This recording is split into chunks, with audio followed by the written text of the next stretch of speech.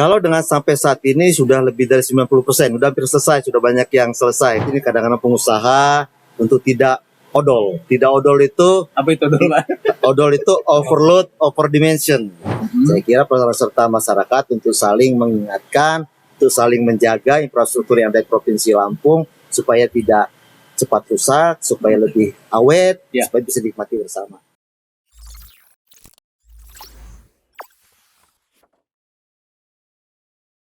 Assalamualaikum warahmatullahi wabarakatuh. Jalma Lampung, senang sekali pada kesempatan kali ini. Kami dari podcast program pembangunan Diskominfotik Provinsi Lampung bisa bersama Jalma Lampung semua dalam rangkaian kegiatan Pekan Raya Lampung 2023 hari ini. Kita akan bicara tentang apa sih sebetulnya yang sudah dilakukan, apa sih yang sudah sedang dilakukan, dan mungkin capaian apa atau kerjaan apa atau program apa yang akan datang yang dilakukan oleh Dinas Bina Marga dan Bina Konstruksi yang kebetulan 3 narasumber sudah hadir di tengah-tengah kita semua nih. Yang pertama kita sapa Pak Hendrianto, Sukmawan Hendrianto STMT. Ya, beliau ini adalah Kabid Pembangunan Jalan dan Jembatan. Jadi tugasnya bangun-bangun terus. Ya? Kemudian di ujung sana ada Pak Asep Wirakarsa STMT. Beliau adalah Kabid Pemeliharaan Jalan dan Jembatan. Nah, ini tugasnya memelihara, Pak. Ya. Jadi setelah dibangun, kita dipelihara. Oke. Yang ketiga ada Kasih Program dan Anggaran. Beliau adalah Bapak Anggri Asdiandi ST Murep. Selamat sore, Pak. Sore, Pak. Agak panas kita suasana hari ini. Yang jelas di acara Pekan Raya Lampung ini kita ingin menyampaikan informasi seluas-luasnya kepada Jalma Lampung, karena bagaimanapun juga pembangunan yang sudah kita lakukan ini dengan podcast seperti ini, mudah-mudahan masyarakat paham, oh sudah sejauh ini nih yang sudah kita lakukan, yang sedang berlaku atau sedang dilakukan, dan juga yang akan dilakukan di masa yang akan datang. Nah ini Pak, ke Pak Hendrianto dulu, Pak. Bisa disampaikan ke Jalma Lampung kita, Pak, apa saja sih sebetulnya yang sudah kita lakukan selama ini gitu kan, dan mungkin yang sedang berlangsung sekarang ini yang masyarakat harus tahu, dan mungkin juga apa yang akan kita lakukan ke depan, Pak Hendri. Silakan Pak Hendri. Terima kasih. Bisa deketin ya? Boleh, Pak. Baik, terima kasih. Pertama kami perlu memperkenalkan dulu bahwa Dinas Bina Marga dan Bina Konstruksi ini adalah institusi atau dinas yang memiliki tugas untuk mengelola jalan-jalan provinsi di Provinsi Lampung. Jalan provinsi. Ya, karena jalan ini sesuai kewenangannya, sesuai statusnya. Ini ada jalan nasional, gitu ya, ada jalan provinsi, ada jalan kabupaten. Kalau jalan nasional tuh pokoknya tuh yang ada markanya kuning. Nah, itu masyarakat kalau ada markanya kuning itu di tengah jalan, nah itu berarti jalan nasional. Itu jalan nasional. Sedangkan jalan provinsi ini yang menghubungkan satu kabupaten dengan kira-kira kabupaten lainnya. Nah, itu jalan. Demikian juga jalan kabupaten menghubungkan antar kecamatan, jalan desa. Nah, jadi jalan kita adalah jalan provinsi. Di Provinsi Lampung ini ada 1.700 km jalan yang tersebar 1.700 km jalan yang tersebar di 15 kabupaten kota di seluruh Provinsi Lampung. Kemudian itu ada terbagi menjadi 99 ruas jalan. 99 ruas se-Provinsi Lampung. Se-Provinsi Lampung. Kemudian kalau kita membaginya juga ke dalam sistem koridor-koridor jalan, terbagi dalam 16 koridor jalan. Ini semua tersebar di Provinsi Lampung. Nah, pertama saya juga ingin menyampaikan pada masa awal Pak Gubernur, Pak Arinal dilantik, itu kondisi jalan provinsi di Provinsi Lampung ini kurang lebih, kalau kita ini tolak ukurnya adalah kemantapan jalan. Nah, kemantapan jalan itu artinya jalan-jalan yang berkondisi baik dan sedang.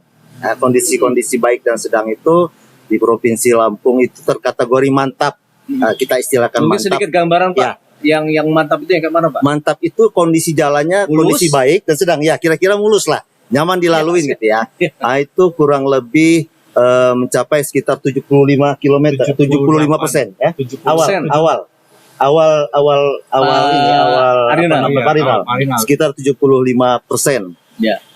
Parinal itu kan tahun 2019 gitu ya. Kemudian dalam 4 tahun masa yang sudah berjalan ini 2019, 2020 sampai 2023 ini kita juga perlu apa namanya mengingat, tidak bisa melupakan bahwa awal-awal Pak Gubernur itu kita ini dilanda COVID, sehingga juga memang apa namanya anggaran-anggaran itu banyak yang harus dialihkan lah ya, kita dialihkan untuk menangani Mengantisipasi COVID seperti itu.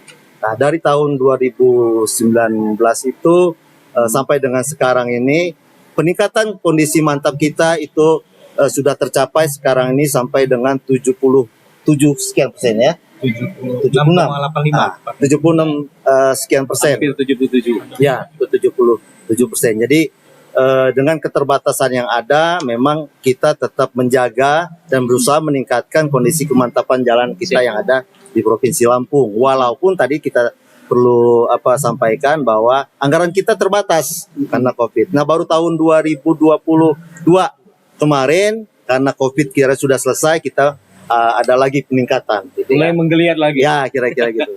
Nah, kita di Dinas Bina Marga ini tentunya harus menangani seluruh jalan di seluruh wilayah kabupaten secara merata, karena semua memerlukan transportasi prasarana jalan yang cukup layak. Ya, dengan keterbatasan itu kita juga memiliki skala-skala prioritas penanganan jalan. Kita mencanangkan ada 14 ruas jalan prioritas yang tersebar, yang sistem koridor, yang itu memang menjadi jalur-jalur strategis bagi Provinsi Lampung untuk meningkatkan perekonomian, menumbuhkan kawasan pertumbuhan ekonomi baru. Nah, itu apalagi sekarang ditambah dengan terbukanya jalan tol ya. Ini kan membuka perekonomian baru. Karena itu tentunya kita harus mempersiapkan diri juga selaku pengelola jalan di Provinsi Lampung. Ya. Karena itu seperti yang disampaikan tadi, kita punya 14 jalan prioritas. Nah, ini sudah berjalan. Sudah berjalan dan alhamdulillah ini di tahun 2023 ini 14 ruas jalan itu memperoleh anggaran yang cukup besar. Cukup besar untuk kita tangani dan ditambah lagi. Nah, kalau kita ingat kemarin tuh sempat viral-viral jalan ya. Nah, ini saya ingin juga menyampaikan kepada masyarakat luas itu ya, untuk sedikit menjelaskan bahwa memang tadi kita sampaikan bahwa apa yang misalnya kita kemarin terjadi di Rumbia tuh, Rumbia itu masyarakat sudah katakanlah yang menanti-nanti program itu seperti itu termasuk ke dalam prioritas. Dan pemerintah Provinsi Lampung itu dari tahun 2022 sudah memprogramkan untuk penanganan di sana. Walaupun begini, kita sampaikan, di tahun-tahun sebelumnya pun kita sudah memprogramkan. Tetapi jalan di sana, di Simpang Randu Putih Surabaya itu kan cukup panjang. Sehingga memang masih banyak segmen-segmen jalan itu yang rusak. Nah, kebetulan memang kemarin terjadi viral itu sebenarnya kita sudah memang awal-awal kita kontrak. Kita sudah programkan, sudah ditenderkan dan sudah mulai awal pelaksanaan. Tetapi memang kebetulan terjadi seperti itu. Nah, ini kami ingin menjelaskan juga bahwa provinsi sebenarnya sudah menangani. Justru yang perlu kita jelaskan adalah justru di saat kepemimpinan Pak Arinal inilah di lokasi tersebut memperoleh anggaran yang cukup besar. Di titik situ itu kita di tahun 2022 itu sudah ada anggaran, tapi terlaksana di 2023. Ya, itu 50 miliar. Itu anggaran yang cukup menjadi salah satu anggaran yang terbesar, pengelolaan jalan yang terbesar di Provinsi Lampung. Nah, alhamdulillahnya lagi dengan kunjungan Pak Jokowi itu ada program Inpres jalan dari Presiden gitu ya. Nah, itu sekarang mulai dari Kota Gajah sampai dengan Simpang Randu menuju Seputih Surabaya, itu Rumbia. Itu alhamdulillah sekarang itu sudah relatif 80% mulus dan akhir tahun insya Allah itu sudah tidak ada satu kendala untuk untuk melintasi daerah tersebut. Bahkan kemarin beberapa hari yang lalu ini Pak Gubernur sudah berkunjung ke sana Ya. menyapa masyarakat, memberikan bantuan, juga meninjau pelaksanaan pembangunan Hasil jalan. pembangunan jalan Iya, itu. karena itu adalah hasil kerja sama kita. Sebagian itu ditangani oleh kementerian. Siap. Itu ditangani oleh kementerian. Demikian juga ruas-ruas jalan lainnya. Ini ada kita nih exit tol ITERA. Nah, exit Yang tol sekarang ITERA sedang yang sedang dibangun. dibangun. Itu pun di awal-awal tahun itu provinsi sudah melaksanakan pembangunan di sana. Iya. Kemudian juga memperoleh bantuan dari kementerian, dari Pak Presiden, sehingga semua jalan itu insya Allah sekarang mulus, termasuk ke arah Kota Baru. Iya. Nah, sekarang. Jadi memang sinergi antara pemerintah provinsi dengan pemerintah pusat itu sudah terjalin, sehingga insya Allah kita akan lihat, karena memang ruas itu sampai dengan ke ke bypass ya. Termasuk tuh kalau kita lihat di di Ria Kudu, sekarang jalannya yang di awal-awal Pak Gubernur itu menjadi gubernur itu hancur. Jalan batu.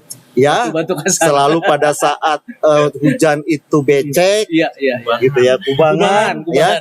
Ya, alhamdulillah begitu beliau selesai sekarang, jalan sudah lebar, beton semua, kanan kiri itu sudah ada trotoar, ya sudah bisa dilihat oleh masyarakat luas, gitu ya, insya Allah. Jadi memang karena itu juga merupakan wajah ya. Sekarang semua untuk menuju ke Provinsi Lampung, ke kota di ibu kota Provinsi Lampung, Bandar Lampung, itu lewat situ. Ya. Gitu. Jadi Pak memang ya. benar-benar terlihat. Ya.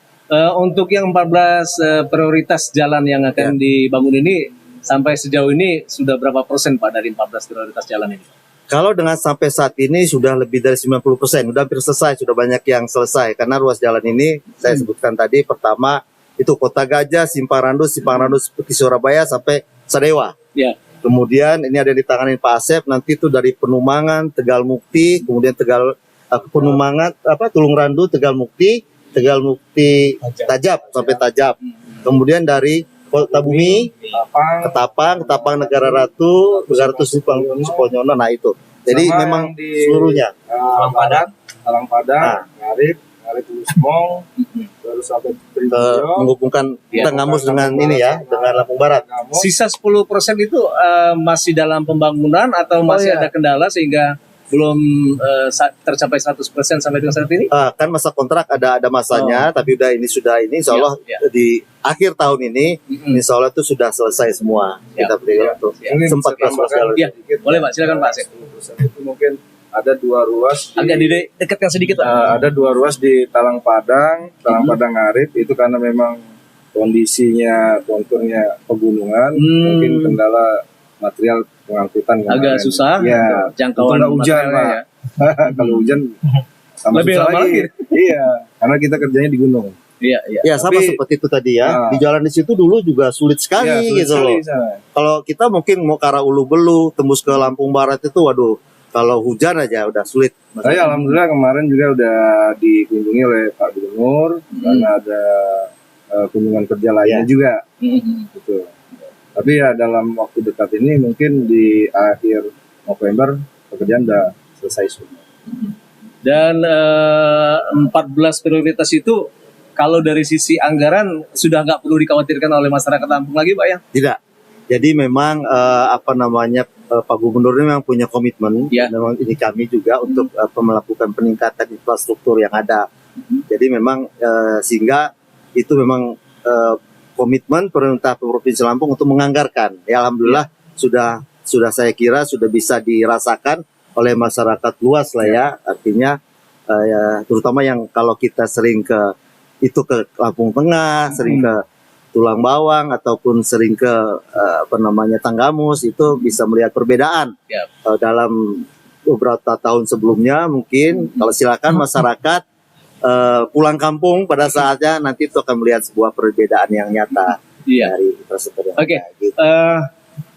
Pak Hendrik, Pak Asep dan Pak Anggri, jadi Kominfo juga secara tidak langsung juga menyampaikan ke masyarakat sebetulnya. Jadi bahwa pembangunan jalan dan jembatan selama ini yang diviralkan gitu ya, sepertinya seolah-olah kayaknya nggak ada peduli dari pemerintah Lampung. Tapi sebenarnya kan seperti Bapak sampaikan tadi, sudah terprogram dari tahun sebelumnya cuman saja karena ada sistem tender, ada kesulitan-kesulitan lain sehingga sempat viral dulu deh gitu ya.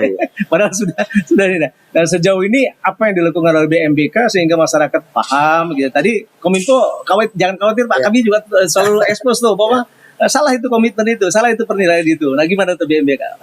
Saya kira memang ke depan juga memang kita perlu selalu meningkatkan ya, memberikan informasi kepada masyarakat lah kira-kira begitu ya, tentang program-program pembangunan yang akan kita laksanakan sehingga masyarakat menjadi tahu gitu kan.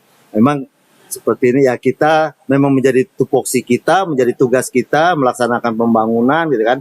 Dan memang kita tahu bahwa jalan ini kan memang yang udah tadi yang sangat dibutuhkan oleh masyarakat gitu ya. Masyarakat kesulitan kalau untuk melintasi kalau jalannya rusak. Makanya gampang viral. Ya. Dan kami pun peduli artinya apa? Misalnya begini, di kami ya ada bidang pembangunannya, tadi ada bidang pemeliharaannya. Kita juga punya UPTD gitu ya. Silakan menyampaikan gitu ya. Nanti kalau ada kita namanya program URC, unit reaksi cepat.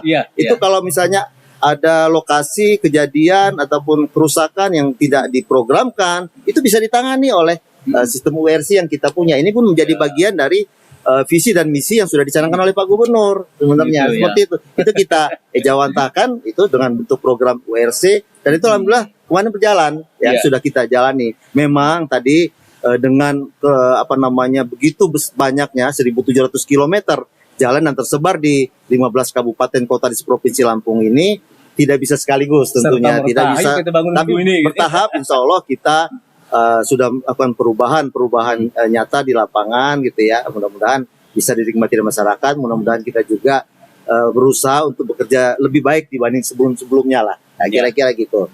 Gitu. Oke, kalau capaian kita sampai dengan saat ini kurang lebih hampir 77% tadi ya, 77%. Kira-kira di akhir tahun ini bisa mencapai berapa itu Pak Endi?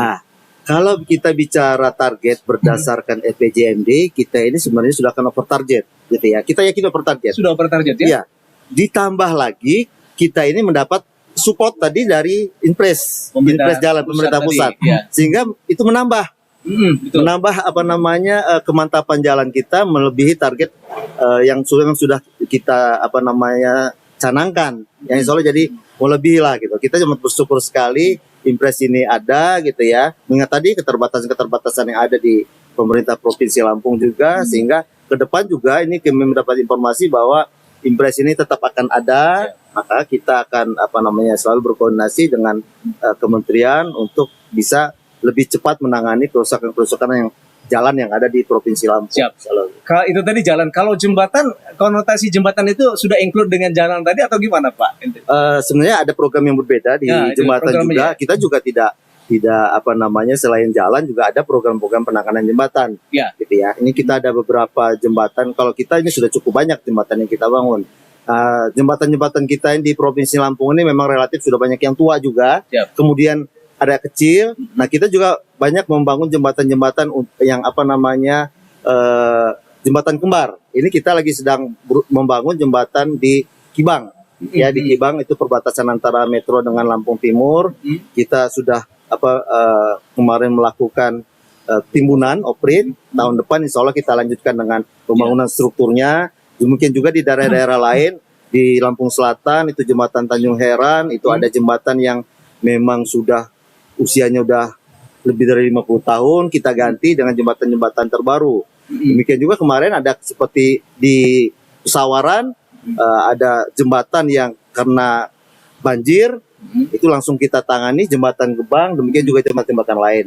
Nah, kita memang ke depan juga harus membagi program ini, selain jalannya juga penggantian jembatan-jembatan yang dulu memang kecil gitu ya, tidak bisa dilintasi oleh 2 kendaraan, dan juga usianya sudah lebih dari 50 tahun, itu membahayakan, kita rehab, kita ganti. Untuk jembatan juga ada kategori seperti jalan Pak? Jembatan nasional, jembatan provinsi? Ada juga? Ya, setiap jembatan yang melintasi jalan nasional, maka dia kewenangannya adalah kewenangan nasional. Gitu ya. Kalau jalan yang melintas di jalan provinsi berarti kewenangannya provinsi. Gitu. Ya.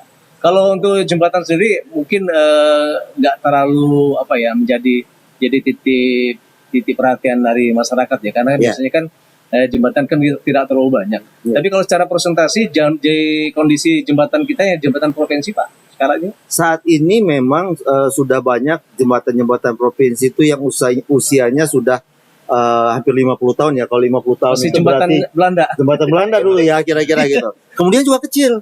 Dan Sehingga kecil, kalau dan kecil. dilintasi itu harus gantian ya, karena seperti perkembangan inilah ya, perkembangan arus lalu lintas yang menuntut untuk bisa lebih cepat gitu kan. Nah, karena itu kita harus berbagi. Ya. Selain bahwa jalan-jalan kita masih banyak yang harus ditangani, demikian juga jembatan.